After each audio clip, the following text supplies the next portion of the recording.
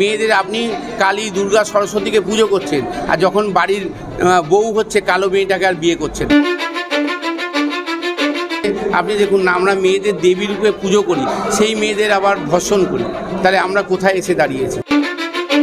Academy of fine আর্টসে আয়োজিত হয়েছিল 21তম একক চিত্র প্রদর্শনী অনুষ্ঠান। উদ্যোক্তা ছিলেন চিত্রশিল্পী মাইকেল বোস এবং সেই বিশেষ দিনেই তার লেখা একটি বই প্রকাশিত পেল। তার ছবি নিয়ে কি বলছেন বিশিষ্ট অতিথিরা, চলুন শুনে নেওয়া যাক। আমার তো খুবই ভালো লেগেছে। দীর্ঘদিন ধরে ও ছবি আঁকছে, প্রচুর ছেলে মেয়েকে শেখাচ্ছে এবং ও ক্রমাগতই এক্সপেরিমেন্ট করে, ওর কাজগুলোকে, নিজের কাজগুলোকে ভাঙে। এবারে কাজগুলো খুব ইন্টারেস্টিং। ও একটা ভাসকে ভেঙে বিভিন্ন ফর্মে নিয়ে গেছে এবং সেটা আমাদের সমাজের, আমাদের যে বিভিন্ন রকম ফিলিংস, সেগুলোকে তার মধ্যে ও ব্যক্ত করেছে, যার জন্য আমার কাছে খুবই ভালো, খুবই অসাধারণ একটা প্রদর্শনী।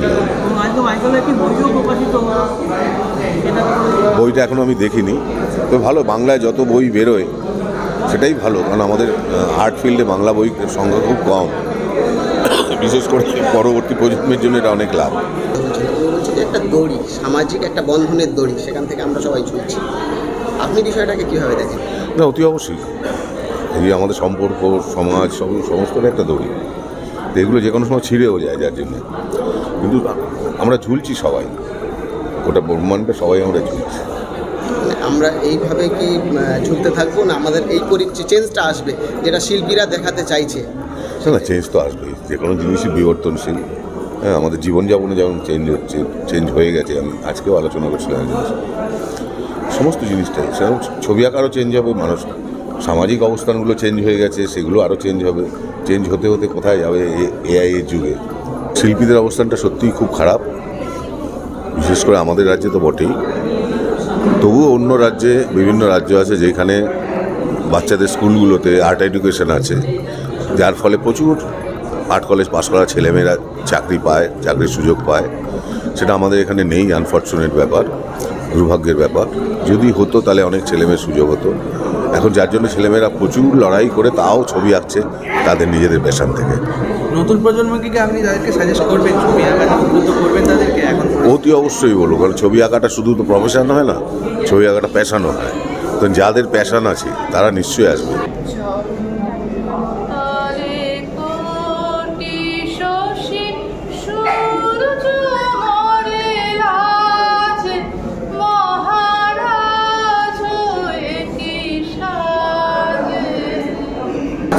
আমার এটা 21তম চিত্র প্রদর্শনী, academy of fine arts, West gallery.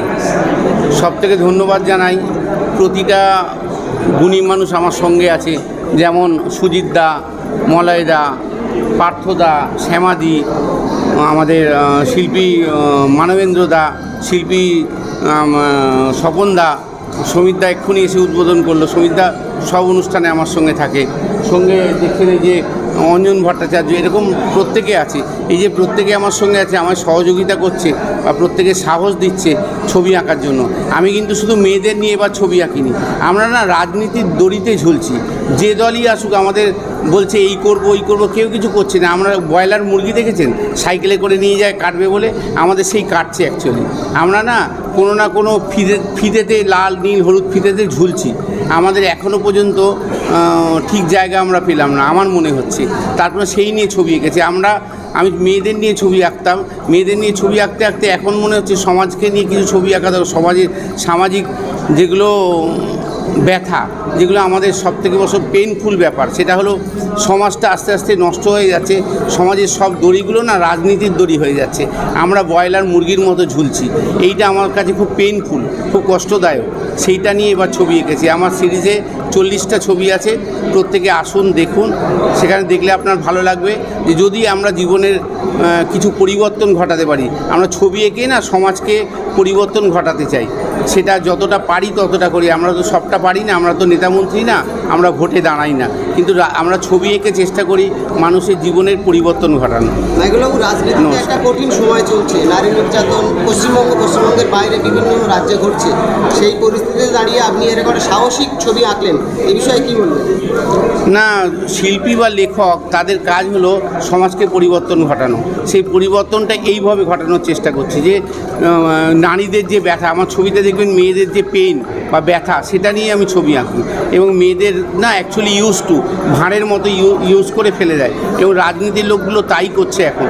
এবং সমাজে আপনি টিভি খুলতে পারবেন না, টিভি খুললেই দেখবেন যা খবর বলছে, টিভি খুললে দেখবেন যে খবরগুলো বলছে, তাতে প্রতিটা সময় দেখানো হচ্ছে নারী নির্যাতন, নারীদের যে পেইনফুল ব্যথা বা যখন তখন ধর্ষণ হচ্ছে, এইগুলো আমি নিতে পারছি না। তখন ছবির আকারে বেরোচ্ছে, সেইগুলো না ছবিতে ট্রান্সফার হয়ে বেরোচ্ছে, সেইগুলো ছবি যখন আমি আঁকছি সেইগুলো এসে যাচ্ছে।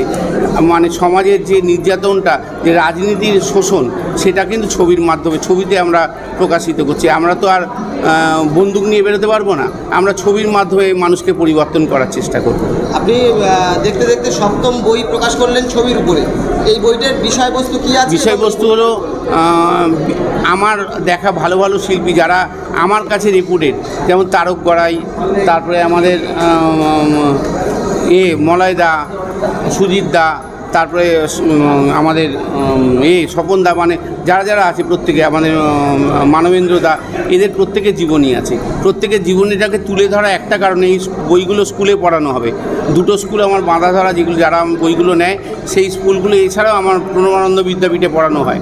তাতে এই বইগুলোর প্রকাশের মাধ্যমে যদি ছাত্রছাত্রীরা শিল্পীদের জীবন কথা শুনে বা পড়ে যদি তারা কিছু ইন্সপায়ার হয়ে যদি ছবি আঁকার দিকে যেতে পারে। ছবি আঁকলে কিছু হোক না হোক খুন মার্ডার করতে পারবে না। যারা ছবি আঁকে তারা খুন মার্ডার করে না, আমার ধারণা। চিত্রশিল্পীদের আরও বেশি করে পথে নামা উচিত বলে মনে হয় পথে নামা উচিত। এখন সেই সময় এসছে, আরও যত দিন যাবে সেই সময় আসবে, সবার পথে নামা উচিত। পথ দেখাবে, পথে নামা উচিত আমার মনে হয়। দাদা, আপনি যে ছবিগুলো এঁকেছেন রাজনীতি কিছু প্রেক্ষাপটে এঁকেছেন, আমি একটা প্রশ্ন করি, এখন সন্দেশখালী নিয়ে আপনি হয়তো শুনেছেন, সেখানে কি আমরা সমাজ মডার্ন হচ্ছে, এখনও কি মেয়েদেরকে পণ্য হিসাবে ব্যবহার করা হচ্ছে। আজকে তো রাজনীতিটা এমন জায়গায় এসে পরিণত হয়েছে যে কিছু মানুষ সেই জায়গাটাকে নষ্ট করে দিচ্ছে, সমাজটাকে। আপনি দেখুন না, আমরা মেয়েদের দেবী রূপে পুজো করি, সেই মেয়েদের আবার ধর্ষণ করি, তাহলে আমরা কোথায় এসে দাঁড়িয়েছি? যারা দেখে ভুলভাল দেখে। আমি কখনো 6কে 6 দেখি, 9কে 9 দেখি, অনেকে 9টাকে উল্টে 6 দেখে, আমি এরকম দেখি না। মেয়েদের আপনি কালী, দুর্গা, সরস্বতীকে পুজো করছেন, আর যখন বাড়ির বউ হচ্ছে কালো মেয়েটাকে আর বিয়ে করছেন না, কেন? সে কালো, এদিকে কালীকে পুজো করছেন। এইটাকে আমি নিতে পারি না। এটা 21তম ওনার একক প্রদর্শনী। মাইকেল বাবুর প্রদর্শনী দেখতে এই কারণে ভালো লাগে যে সবসময় একটা নতুন কিছু থাকে, নতুন কিছু ওনার ছবির মধ্য দিয়ে আমরা পাই, সেই জন্যই ছুটে আসি। আর আরেকটা জিনিস ওনার যেটা আমার খুব ভালো লাগে, উনি পরবর্তী প্রজন্মকে তৈরি করার জন্য যেভাবে একটা দায়িত্ব নিয়ে এগিয়ে চলেছেন, যাতে আরও নতুন শিল্পী তৈরি হয়, নতুন নতুন চিন্তাভাবনা তৈরি হয় এবং নতুন নতুন চিন্তাভাবনা মানুষের সামনে আসে।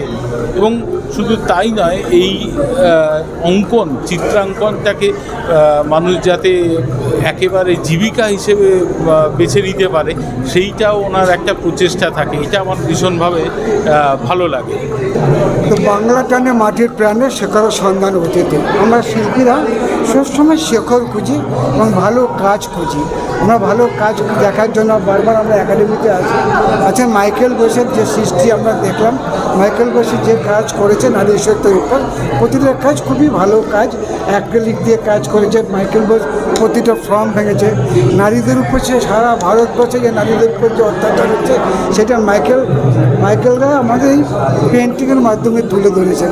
মাইকেলরা প্রত্যেকটা পেন্টিং খুব ভালো। আমি খালি একটা কথাই বলবো যে এই পেন্টিং খালি এখানে ডিসপ্লে করলে হবে না, সারা ভারতবর্ষের আনাচে কানাচে সমস্ত জায়গায় ছড়িয়ে দিতে হবে, তাহলেই মাইকেলদার পেন্টিংয়ে সার্থকতা রূপ পাবে। মাইকেলদাকে অনেক শুভেচ্ছা, অনেক ভালোবাসা। মাইকেল আরও শ্রীবৃদ্ধি হোক, এটি কামনা করি। আজকে এই মাইকেল বোসের 21তম সোলো এক্সিবিশন, একক এক্সিবিশন। তা মাইকেলদার একটাই জিনিস ভালো, যে ছবির মধ্যে একটা নতুনত্ব ধরা পড়ে সবসময়, এবং আগামী দিনে এবং আরও একটা ভালো ওনার উদ্দেশ্য যে এই যে এতজন আর্টিস্টকে নিয়ে একটা বই লেখা, এটা কিন্তু সত্যিই সাধুবাদ, কারণ এটা বড় একটা মনের পরিচয়। এই জায়গা থেকে বলবো যে মাইকেলদা আরও এগিয়ে যাক এবং ওনার কাজ আরও দেশ এবং দেশের বাইরে যাক, এটুকুনি বলবো। নমস্কার।